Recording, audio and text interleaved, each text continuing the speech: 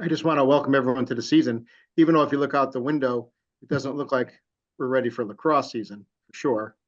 I just got 2.5 inches of snow on my ground. So, but who knows? I mean, with 60s, the 60s temperatures are coming the next few days over the weekend and to Monday. So maybe the snow and ice can melt quickly and you will be ready, 3 weeks from now or less than 3 weeks now from when we start the season.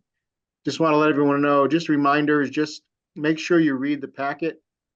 This season's packet as well as the divisions should be posted by now.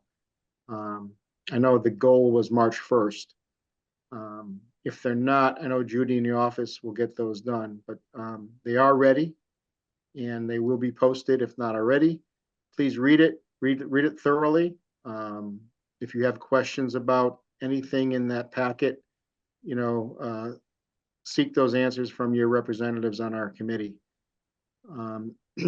As far as the tournament goes, we are scheduled this year to be on Sunday, I believe. Saturday this year. So we flip-flop back and forth. And I'm working with Fairfield University again to host our semifinals rounds as well as final championships. Sacred Heart University, who's been the host in the past, is still going into renovations, and I believe their bleachers are being done this April and May, and then their press box is going to be renovated this summer. So they weren't really ready to even enter the realm of a possible site for us for the finals. But Fairfield University, again, we don't conflict with their alumni weekend, so I'm working with them right now. So that's the goal. All right. And other than that, I think we're ready to go and want to wish everybody well for this coming this season. And Patty, you can take it away with the rules interpretation, and we'll have this rules interpretation posted online. So Phil, just send me the link. Yeah. And I'll have our website liaison get it on the main page of the Girls Lacrosse website. Okay, thank you all. Dan. Great. Okay, thank you, everyone. I appreciate it. And Dan and Phil for inviting me to serve as your rule interpreter for this season. There's not many rule changes, but what I want to do is try to emphasize some of the issues and concerns that were occurring last season and just reminders as we're going forward. Let's see. Okay. Oop. Okay, so this webinar, so what we've done is we've taken some of the, they had a PDF and we've tried to inserted some of the rule changes, and then we're going to put in some other slides, elaborating. Okay, so here's a rule change. So you as a coach, you can only now have 5 situations where you can ask for a stick check, and it's prior to a draw, following goals, during the quarter breaks and halftime, and during a team timeout and prior to the start of overtime. And so if there is an illegal stick, just say in the first quarter, and it was a pocket, okay, pocket depth, that stick is removed, placed at the score table. You as a coach can work on it, and it can be re-inspected between the quarters. You do not have to wait to halftime. That was the old rule. I'm on that. So again, here are 5 situations where you can ask for a stick check. You as a coach, you only have 2. If you win it, in other words, you challenge for a stick check and the stick check was illegal, you still maintain your 2 stick check opportunities. If it becomes and it passes, you lose 1, you have 1 remaining. Okay, so here what they've done is they've given you some situations. So we had a blue team had an 8-meter free position. There's less than 1 minute left in the second quarter. The red team coach requests a stick check. You cannot. Did I have another one? Yep, cross. Okay, electronic equipment. I'm not sure where this is coming from. I feel we never had a situation here in Connecticut, thank goodness. But it is illegal for a field player to wear any audio, video devices during the game. So basically, I want to say those GoPros or things that are being worn, you cannot, etc. The other thing too is with some videos that you might be wanting to do, we have had put some video cameras inside the goal cages as long as they are small. You need to get approval from the opposing coach, okay? And making sure that has been approved so that you're all set to go. Because I know a lot of coaches want to do that now. I'm on that. This rule change is specific to field players, okay? Obviously, any medical accommodations, I'm going to say someone who's a diabetic, wear the patches, but there are also electronic things on them. It could be a heart monitor, something of that sort. It has to be approved. If you have an individual, an athlete who has those devices, you may want to get your trainer involved, or you can ask Dan at the state association what is, what we can do for that individual. Team timeouts. Okay, so this is a new rule change, and I think it was a concern coming from officials, believe it or not. If you have a timeout, possession timeout, and the ball is in the goal circle, so you have your goalkeeper and you're counting down 10 seconds. So I'm at 9, 5. She's being pressured. Coach goes to the table for possession timeout. They can. Horn goes off. We last year used to have to return to that cage, and your goalie had 1 second to get rid of the ball. No longer. That ball now is going to go to the dot, and any player on that team may take that ball. So just giving you heads up on that. One of the issues is that we want that so that no confusion of how many seconds were left remaining, etc. So now anything, if there's a timeout in the CSA, it's consistent whether it's in the goal circle or not, it goes to the dot for a restart.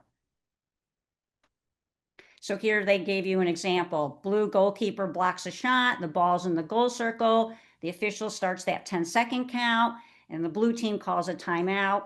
Play will resume at the closest dot, and that's correct. Any player from that team may take that possession. Okay, rule change on the draw. So we have when the player draws illegally, free position will be at the spot of the ball. Any player may take that free position and the self-start is permitted unless the clock is stopped for some reason. Okay, so last year what happened was we made that ball go back to the center line where maybe the ball went, probably 20 yards away. It might have gone to the restraining line.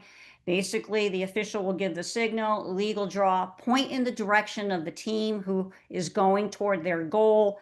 Any player from that team can pick up the ball and go on that. So it's important as coaches and your athletes to realize that whistle blows for an illegal draw. Anybody, wherever that ball lands, anybody can take it from that standpoint. So it could be a quick, fast break, thing of that sort. Okay, here's an example. The blue team draws illegally. The white team gains possession near the boundary ball. The official requires the white team to bring back to the restart of the center. Incorrect. You're just going to start right where that ball landed, and any player from that white team can take it. Last year we made the center. It basically took away from the time and I think of the flow of the game. Okay, so here's another rule change.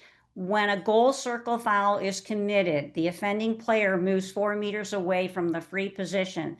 The offender is no longer placed 4 meters behind the free position. So we're going to go through 2 scenarios when it's the red team, when it's the defender reaches into the goal circle to pick up the ball and takes off. Illegal. So we have a goal circle foul by defense.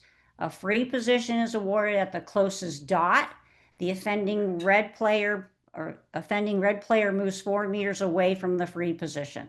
So again, we used to have that player go behind, no longer have to do that. So now we're going to go when we have the offense. An attack player with the ball steps on the goal circle line when running around the back of the goal circle, and it really doesn't matter the front or the back. Illegal, you're in the goal circle. Goal circle foul by the attack. The free position awarded to the goalkeeper in the goal circle. The offending player moves 4 meters away from the goal circle. I think last year we made that attack player go behind the goal circle. But right now, the new rule is you're just moving 4 meters away from the goal circle. And in that situation, that goalie can, is going to be she can do a self-start. Okay. Big emphasis this year, and you're probably seeing at the collegiate level, we now have 30 seconds to, after the stick is checked, to get the draw going. So we are timed now trying to get the draw going after a goal. So this is, again, points of emphasis to keep that game moving. So we want to have promptly to draw that position after goals.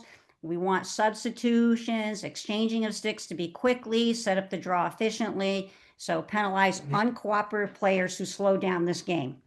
So here we're looking at, so we're trying to be more efficient on the draw administration. So after a goal, players limit those huddles. We always see the defense huddle, maybe the attack huddles.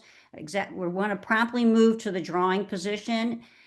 Coaches substitute, try to go efficiently. Teams quickly exchange sticks. Officials gather the ball. Here's where we are involved, where if I was on your game, you would see me gather that ball and I'm running up to the center to get things moving. So we want, if the officials are set the draw properly without delay, we want to get the game moving. Rule application on the draw. Okay, so I wanted to go over this because it's a huge part of the game, the draw.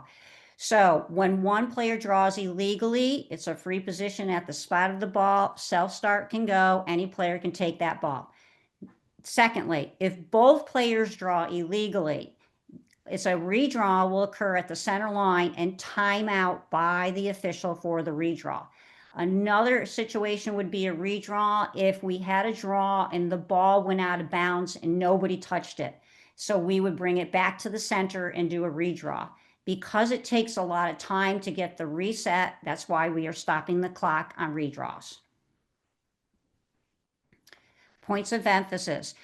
This is big this year. We were getting better at it as umpires last year, trying to monitor this, and it is a big emphasis again this year about the delay of game and the use of the green card. If you've been watching a lot of the collegiate play that's on TV, the green cards are given to fouls, and it's a delay of game, also foul too. Here in the high school game, we're using it for delay of game, and it's important to minimize and defer fouls. We're trying again, get this moving, but also you have your self-start, and we're recognizing that the defenders aren't even recognizing that they fouled by that whistle, and they just run down the field. If I was working on your game, and we're going to have the same PowerPoint given to the officials on next Monday when we meet, it's basically if your person who did the foul, if the athlete who fouled makes an attempt to move 4 meters away or behind, you're making that attempt to go, you're not going to get in the green card. But if you foul and just run down the field, you're not now recognizing the foul that you just did by it could be just a step, just make an attempt, moving in the direction. Minors, you go 4 away. Major fouls, you may have to make a step, go behind. I'm on that. So this is penalizing those players who commit a foul and just run down the field instead of moving that 4 meters away. Okay. Players slow to clear the penalty zone. I don't feel that ever was an issue.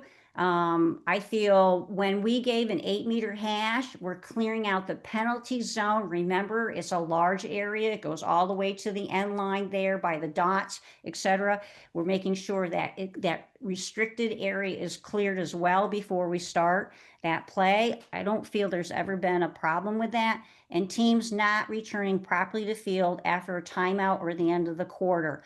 Okay, this is huge. I know some officials are adamant of giving a green card if you're not ready after your timeout. I would recommend that you advise your people who are doing the clock to blow the horn. You get 2 minutes, but blow the horn at 1:45 so that you can disperse your team back onto the field to get back on the field to get set for the play. Otherwise, we got one team waiting and we're going to green card it. It's a minor foul on that. So again, look at your timeouts, hustling after the quarters, etc., even halftime. Okay, here's the green card. There's a lot of slides just on this green card. All right, proper use of the green card. We are really emphasizing our officials to use this. So you're acknowledging the delay of game behavior, and we're going to use the green card procedure. And I'll go through the steps as we get to the next slide. Basically, we're trying not to have your athletes ignore the violation that they did or that's repetitive. It's basically negatively impacting the flow of the game. So we're trying to, again, use the green card. Okay, here's where you have common examples, and here's the procedures. Common examples, the defender's failing to move the 4 meters away, just making an attempt. Okay, and I want to say that points of emphasis said if the athlete who got fouled and has a pause before she does her self start, that defender who violated or had the foul has to make an effort 4 away, 4 behind. Okay, I'm on that. Offenders who continue to run down the field, okay, rather than make an attempt to move, failure to move that penalty clear zone when we have the 8 meters, or we have a foul in between the 12 and the 8, and we have to bring you to the 12, and we have to clear penalty lane, those type of things, and athletes they're resisting to move, that could be in a delay of game. I want to say that I did not see much last year at all. It was more about running down the field, not going the 4 meters away in the midfield area. Okay, here's how the system works. Okay, the official will take a timeout and administer a green card. Okay, the first violation, I give a green card, and it's issuing against the offending team, and it would be a change of possession. But most likely, it won't be. I'm going to say I don't see that happening. I see it because I fouled you, and you never, made an attempt to go away. Timeout, green card. That team already has the ball. It's just a minor foul. Okay. If they didn't have the ball, it would be change of possession. Okay. Second violation. Here's now the official. This is the team. The green, it's a green yellow card will be issued against the offending player and the appropriate penalty for a major foul. So now it's going to be a major foul. So it's a green yellow. Okay, on that. The player now leaves the field for 2 minutes. So the official holds up 2 cards, a green and a yellow for the second violation. Player has to go off the field for 2 minutes and your team plays short. This card is not included in the team or the player's count. Very important on that. Okay. Third, subsequent, anything happening after that. So I've given this, I'm going to say blue team a green card. I given, that was number 2. Now number 4 does it. I've given the blue team a green yellow now. And now number 5 does it. I'm giving a yellow card because you can see it is toward the team. So the third would be a result in the yellow, and it's now misconduct. And now this does go to the team count as well as the player's count. So if you want to take a screenshot of this, this is a good slide so that you can see how the green, yellow, and then now yellow, and yellow continuing after that. Okay, there's a notable editorial change in the rule book. We did have some issues in regards to, I'm going to say, eye shade, okay, wearing the black or whatever color, doesn't matter. But again, it has to be, it may include all this, but it's got to be one solid stroke with no words, numbers, logos, or symbols on the face, okay? It shouldn't extend beyond the width of the eye socket or below the cheekbone. So when your athletes wear this, basically, it's very hard to see when they put their goggles on. If we're seeing it really lower than maybe that bottom rim of the goggles, we may have an issue here. I've been on a field and I said, right, I saw it before the game started, and I'm like, you can correct this. This all can come off right now. You have a towel, paper towel, whatever, go to the trainer, try to take some of this, so because it was way too low, etc. So it is now in the rule book, but it's also, we wanted to bring it to your attention. Okay, points of emphasis, and this is like page 2 or 3 in the rule book, identifying and managing fouls during scoring plays. We will be really emphasizing this. I have a lot of more things to, talk to the officials with, but it's a points of emphasis, and it's a risk of illegal and unsafe play is really what we want to emphasize. Even if you look at the picture there, you have an athlete going in and have her stick right toward, the throat of the athlete who had the ball. It dislodged the ball. It's like a poke check, those type of things that we really going to be um, being aware of. Okay. And we want our officials, here's the other issue, we want our officials to get better in better positions so you can actually see this type of action. So, identifying and managing fouls during the scoring play. Okay, so we're going to bring attention. It's not always defense, it could be offense, but officials identifying and penalizing. And here's the big ones: the cross checking, the illegal stick to the body contact by defense, a dangerous or uncontrolled action by the defenders during or after a shot. Okay, and how we recognize this as officials, if there's a player that went in and we call her the driver, so the driver goes in, she's doing great, she takes her shot, and now she's on the ground. So we're emphasizing for our umpires to stay with that athlete. You need to have a reason why she got down on the ground. Did her momentum and her off balance put her down on the ground, so she put herself down? Or was she pushed by a defender as she was driving in there after her shot, etc.? So, and that's identifying the cardable fouls, the checks to the head, the dangerous contact to the defensive player, rough and dangerous checking, including checks to the opponent's bodies, hands, etc. And I know the game has gotten really fast and quick, but we want to make sure we have eyes on that ball carrier. We call her the driver, almost be on top of why and is she successfully going in there. On the flip side, okay, and so officials call Mr. Offensive players in the CSA. I'm going to say pushing or displacing the defenders by backing into them. So now we have the other side of it. So we have the attackers. Are you forcing through? Are you charging by pushing, displacing a defender who has great footwork? Okay. Illegal cradles. You have a double team, and all of a sudden that cradle starts to come lower, and you're in a double team, makes it very difficult for a defender to safely check you. That's going to be called an illegal cradle coming out. Charging into defenders during or after shot. This is important. I really feel I watch a lot of basketball, and I'm going to be honest, I think there's so much more charging in the basketball, but I'm not sure with their footwork and things. But if you have an attacker who is driving and then she leaps and does her shot and she lands on top of a defender, we're going to go no goal, and that's a charge. So it does happen as that play goes. Dangerous propelling when a defender is in a shooting space. Okay.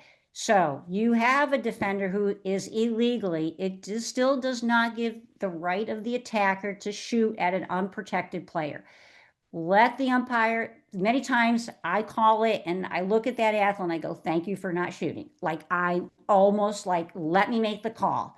Okay. So we don't want you to get a card because now it's not offsetting.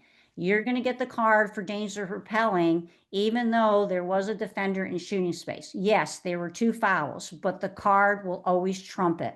So again, look and so on. One of those things about shooting space too that we teach the officials is that the attacker has to have the opportunity to score. What does that mean? Just because she's going toward goal doesn't determine you get a shooting space call. If she is cradling and she is not in the act of possibly pumping to shoot, okay, and has that opportunity, she has a defender in front of her and there's another low defender behind that defender, there's no shooting space. I can't get to that second defender. I have to get by the first defender with a dodge, and then now the official will call the shooting space for that second defender. I'm on that.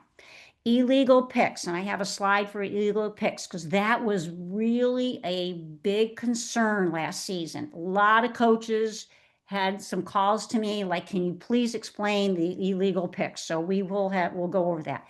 And the dangerous follow through. Again, we're watching the driver and, is she charging? Is she doing dangerous propelling? Is she now have a dangerous follow through? This is another key one. If the defender is established, if a defender is on the attacker who's driving, and now the attacker shoots and follows through and hits her on the shoulder, on the hip, on her head, etc., you're going to probably have dangerous follow through. If the attacker is driving and all of a sudden a player from the left side of the arc comes bolting over to the right side where the shooter is, and the shooter's in the act of shooting, and now she goes into my follow through, we're not giving a dangerous follow through. The defender put herself into that. So there's a difference there. Okay, I just want to go over the mandatory checks. You all know these. It's that check to the head, a check to the head. Yes, there's some swipes and there's some things, and but it is a check to the head. Dangerous contact is one. This is that example where you have an athlete who is near the sideline and a defender comes out of nowhere and pushes her out of bounds on the ground, etc. That's a dangerous contact. That's a card.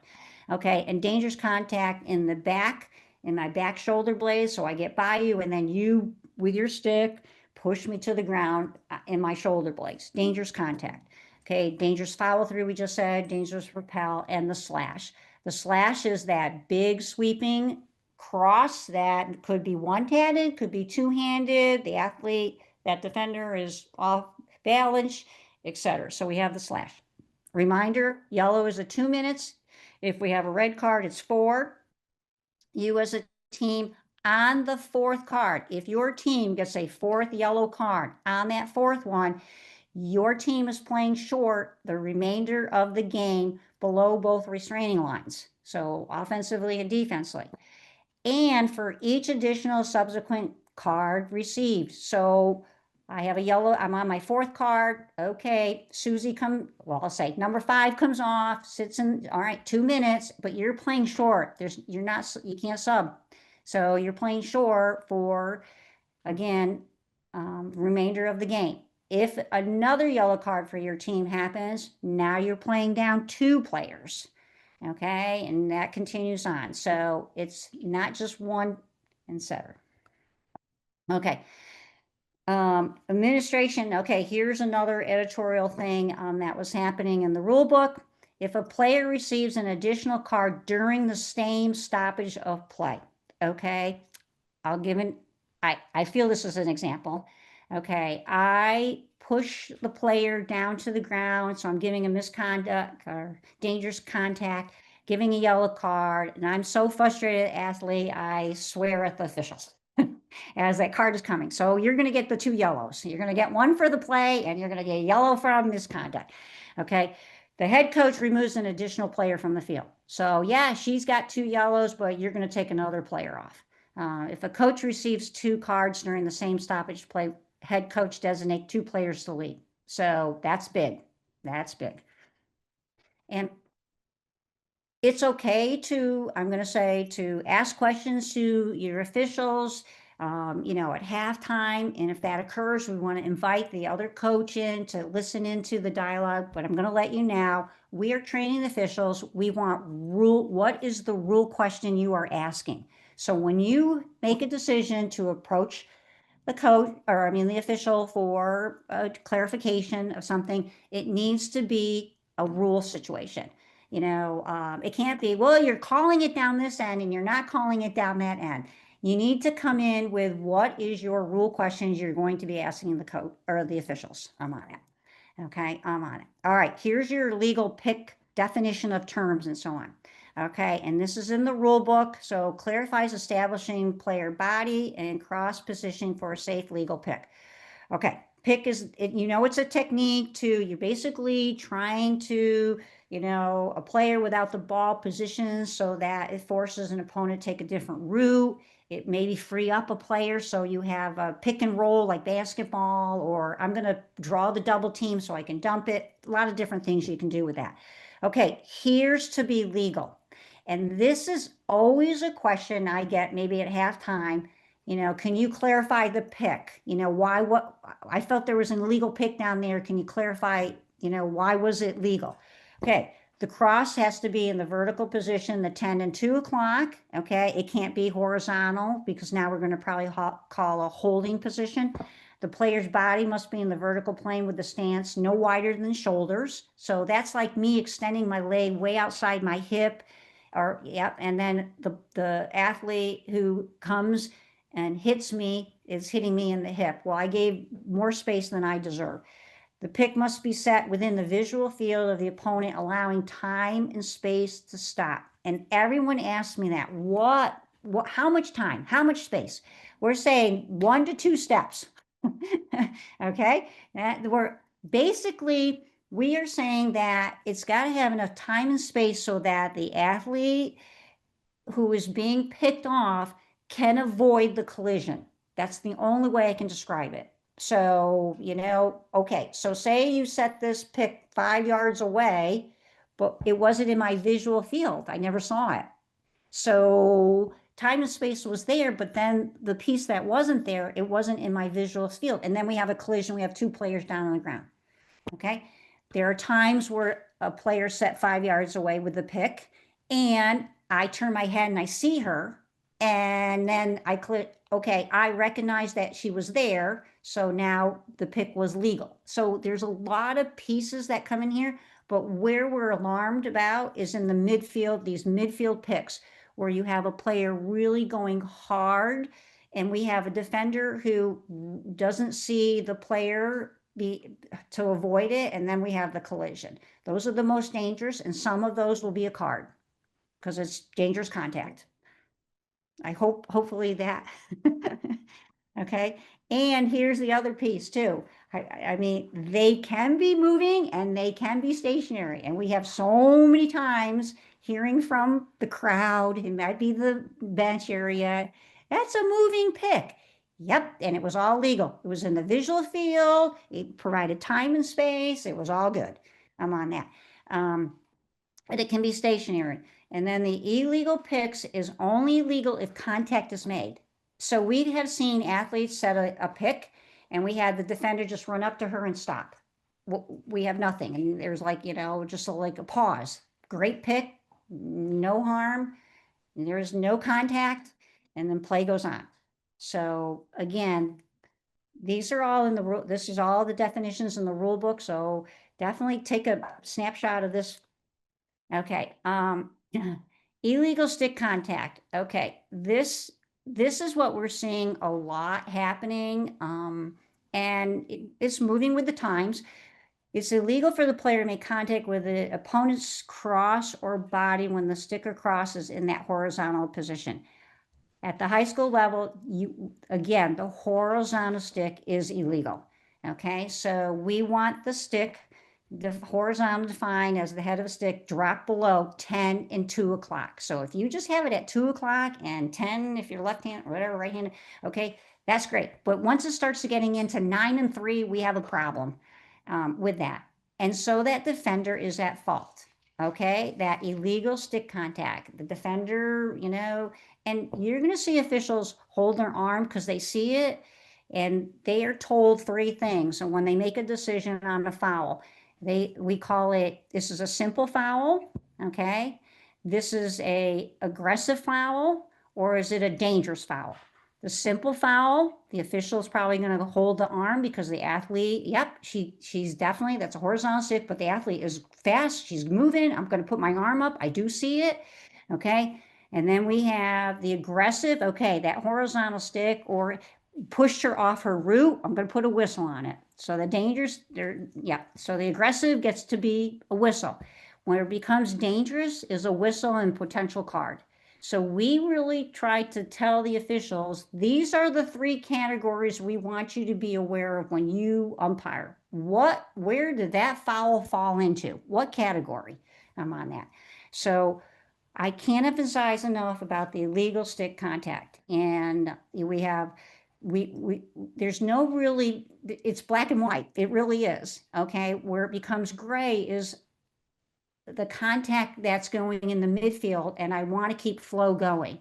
But if it really interrupts the flow of that player with the ball, there's the whistle on that horizontal stick. And sometimes it's going to be an arm out, and sometimes it's going to be a whistle because it was too aggressive. And then sometimes it's going to be a card. I'm on that. Okay.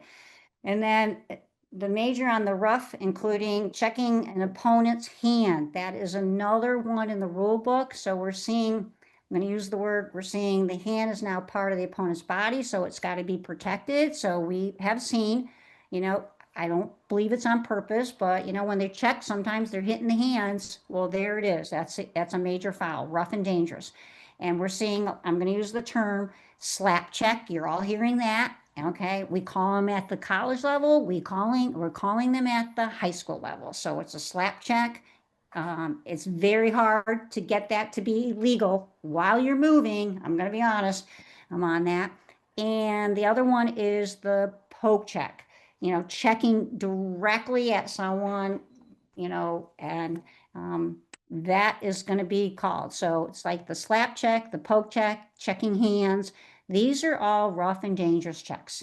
Okay, and that sweeping check from behind. Okay, again, we're looking at that, and then not hitting opponent's body with their hands, opponent's cross, etc. Hopefully. Okay, so you all know this, so I just wanted to remind you as you're going, and you might have some scrimmages coming up and things like that, so work your timer and the last minute of each quarter. So it's any fouls in that CSA. This is a reminder. It's both offensive or defensive fouls. I know it's confusing at times, but you can have, you know, some people announce 1 minute remaining. That's great. It can help the officials. It can help those players know, okay, anything in the CSA, whether it's offense or defense, it's going to be a whistle start. Okay. And they're minor major fouls only in the CSA. Okay, this is something new in the rule book on page 61.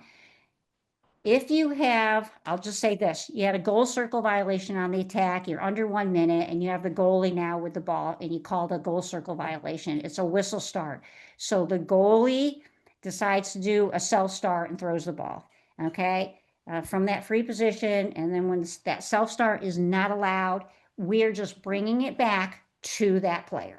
Okay, so we're bringing it back to the goalkeeper, etc. And there's just a reset. There's no penalty.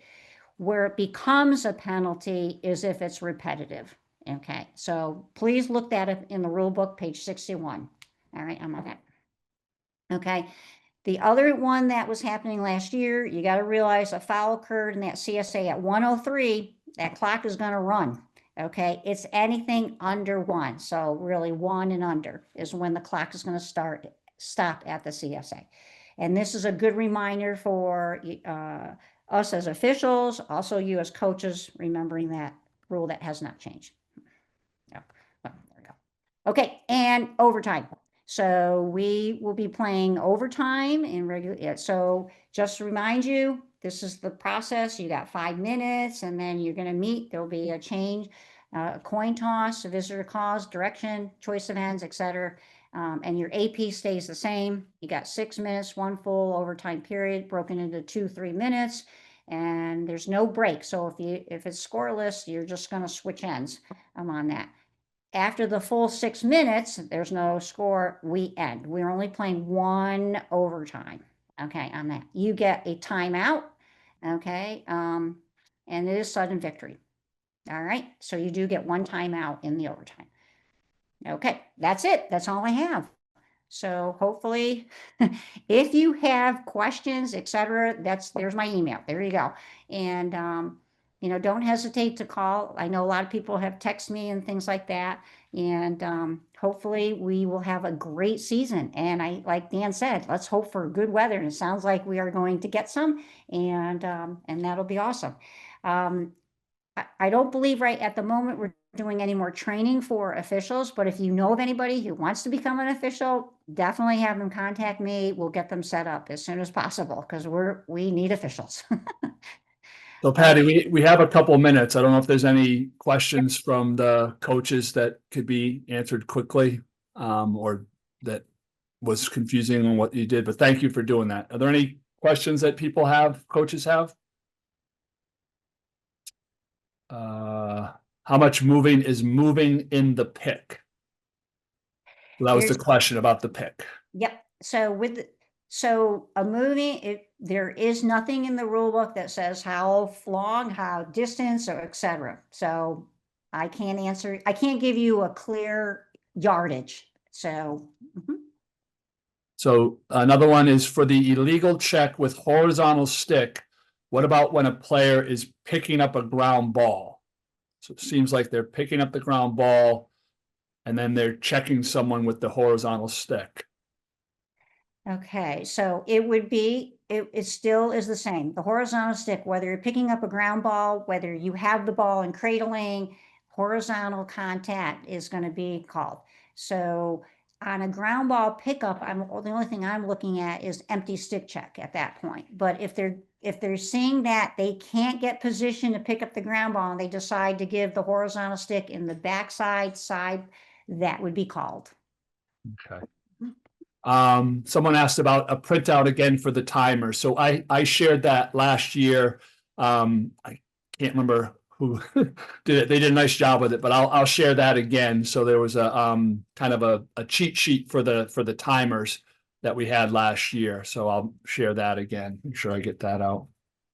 And one of the things that officials will see what type of timing mechanism you have on your field. If you have a scoreboard, can we put the number of if there's a card, that type of thing. So the official's duty is to talk to your timer on every game, and it depends on what you have available for them. So, yeah. Okay. Good.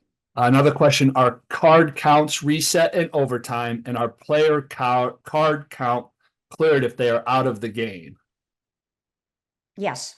So if you get a yellow card on February 12th in that game, that's finished. The time if you get 2 yellow cards, yes. If you get a red card in a game, you have to sit out. This is a CIAC rule. You have to sit out the next game. But I think what they're also asking is, it's overtime. Does the player come back if they've double yellowed out? As it says, our card counts reset in the overtime. No, they No. carry over from regulation, right? Nope. Yep, they do not reset. Okay. It's the entire game, whether you are regulation time or you go into overtime. If your athlete got 2 yellow cards, she's done for that game. As long as however long as that game goes. Yeah. Yeah. Okay. On the draw, if the ball goes up and a player just whacks at the girl's stick, no attempt to play the ball, should that be a foul? Correct. So Yes, it's an empty stick check and it should be possession to the other team. And on the draw, one of the stipulation is the ball has to go higher than both athletes' heads. So if you have someone who's 5'11" and someone 4 foot, it's got to go over the tallest player. So it has to go over the height of their heads. And correct, if someone, and we're both reaching for it and someone hits my stick where I'm now unable to catch a ball, that's an empty stick check in the air. So we give the ball possession to the other team. okay. And then stick exchanges. So a draw stick for a field stick. Can we still exchange sticks on the field? How does the exchanging of the sticks go? I can't remember. Yep. So yes, so you have a special draw stick and you win the draw and you can exchange with a player on the field. Yes, they can. Okay. Mhm. If you are exchanging to the bench, you have to come to the substitution area and the coach can hand you a stick and exchange. Yes. Is that a change? Because I thought we were told last year the exchange had to be made at the sub box and you could not exchange on the field. I will look that up. Let me look that up and I'll send it to Phil. I know on college you can, but I thought in high school they told us we had to make it through the box. So I'm I had definitely the interested same in that issue answer. many times last year where we got penalties Yeah. for not exchanging the stick in the sub box. It Right, wasn't called that- consistently. That is correct. So there's 2 different things going here. So sometimes there's an exchange on the field with a teammate. And then sometimes the coach wants to get that draw stick totally off the field. They have to come to the sub box to get a stick from that coach. There's 2 things going on here. but we'll look into it and make sure Yeah. we clarify. I will definitely, yes, I will definitely. I know what you're saying. Yep. Yep. Mhm. So, yeah, so there are two things. Are we getting the stick totally off the field and replace it from a coach's stick and the sub box? Absolutely. Yep. So sometimes after a goal, a player runs to that sub box to get the draw stick, right? So now we have that draw stick for the draw, and now they run back to the sub box to exchange it. But sometimes it's exchanged on the field. I got to find that out. Okay, I will. Mhm. Good question. Yeah. Okay. Any other questions for now? Okay. Patty, well, can I ask Patty one question? Yeah, go ahead, Vinny. Sorry, this seems to come up like every year where there'll be a shot that gets taken and it'll hit off a player's stick, like below the GLE, or hit off their body and go out of bounds. And a lot of times the officials will give the ball to the other team because they'll say, oh, it was out of bounds in that player, but it's still a shot, right? So it should be whoever's closest to the line, regardless if it hit off of you or you tried to pick it up and knocked it out of bounds. Correct. Yep, I will review that with the umpires on Monday. Yep, Mhm. that Phil, is, that's all part of the shot, correct? Mhm. can I just ask a specification on something again? Sure. This is Go ahead. Heather Miller. Yep, go ahead. Heather. Hello. You had said, I'm the one that asked about how much, quote, moving is moving in a pick. So were you basically saying that it's kind of off of the umpire's discretion about how much moving is allowed? Because I was trying to coach with my girls last season about that new rule because it used to just be stationary. And then there were a lot of questions of, well, how much moving is moving? And then they would get an illegal pick because it was too much moving, but there was nothing really clear about, is it a step? Is it two steps? So I couldn't really coach them correctly on how much moving they're allowed to do. Because they would do like a little step to move and then they would get called for it. So I was just trying to get an answer for them. Right, Don't right. really know how to coach that. So sometimes what happens with the pick, it ends up being a hold because, how do I want to explain? It's hard for me to use my I know it's words. hard to coach it when I can't give them like a boundary of how much movement. Yeah. There's just nothing in the definition about that, how much movement is movement. I see that. But a lot of times if they turn, it ends up where they're moving and in the last moment they pivot and turn and then they hold that player. So it's more of a holding call than an illegal pick. It starts off as a moving pick and then it ends up being a hold. There is nothing, I can't guide you in regards to how much distance. All right, well, maybe as minimal as possible and don't hold. Yep, that's Okay. because sometimes, well, they said a beautiful pick, and then the defender tries to go around her, and they drop the head of the stick, and so now what's holding them is the cross. Mhm. Yeah, I understand that. Okay, I'll do my best. Okay. Thank you. Yep. All right, thanks, Heather. Okay, we're gonna, if there's nothing else, we're gonna, end this meeting. Coaches will come back for the, our regular coaches meeting will be at 7 o'clock. So that's a different Zoom that I sent out to you guys. So, we'll end this meeting and then you can go back on that next Zoom and come in and we'll go through our, information for the season for the coaches.